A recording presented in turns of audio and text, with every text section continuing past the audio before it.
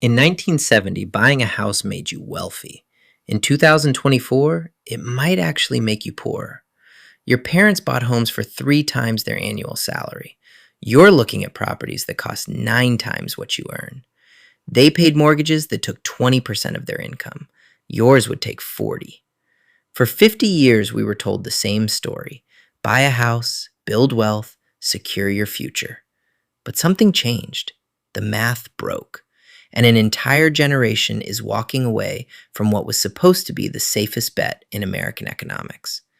The question isn't why young people are rejecting home ownership. It's what broke the promise in the first place.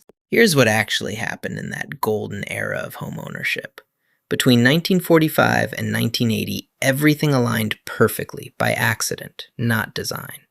Post-war construction programs flooded the market with affordable homes. Interest rates stayed reasonable.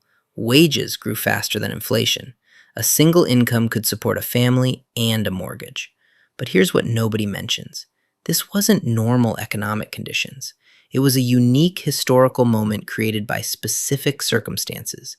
Massive government subsidies, GI Bill benefits, unions at peak power, and a manufacturing economy that paid middle-class wages. Your parents didn't just buy houses. They bought into a temporary economic miracle that was already ending when they told you to do the same. 1981. The economic foundation cracked. Interest rates hit 18% as inflation spiraled out of control. Wages stagnated while housing prices kept climbing. Manufacturing jobs disappeared overseas.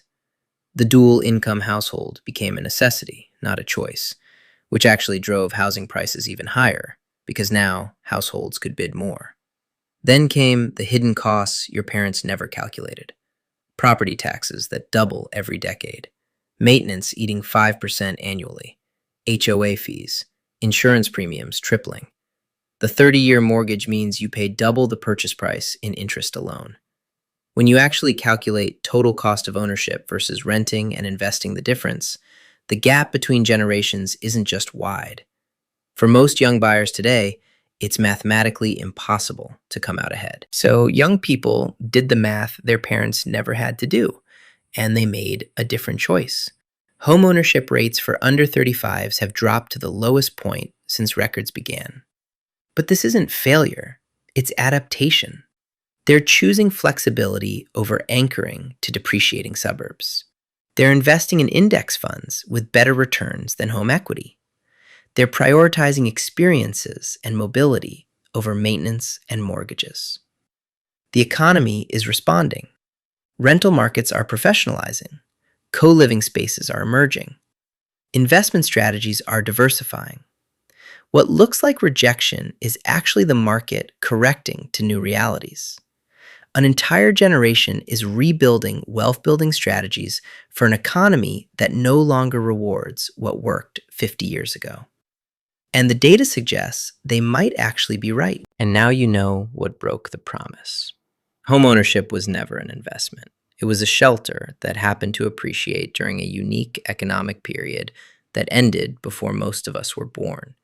Your parents weren't financial geniuses. They were in the right place at the right time, benefiting from conditions that will never return. The truth is that homes can still make sense, but only when you buy them as homes, not investments. When the math actually works for your specific situation, when you want roots more than returns. The real tragedy isn't that young people are rejecting home ownership. It's that we're still selling them a dream based on economics that died 40 years ago. The economy is changing because the people in it finally stopped believing the lie. If this opened your eyes to how much the game has changed, hit that like button because it genuinely helps others find this truth. And subscribe if you want more deep dives into the economic stories nobody else is telling. I dig into these because they matter, and I'd love to have you here for the next one.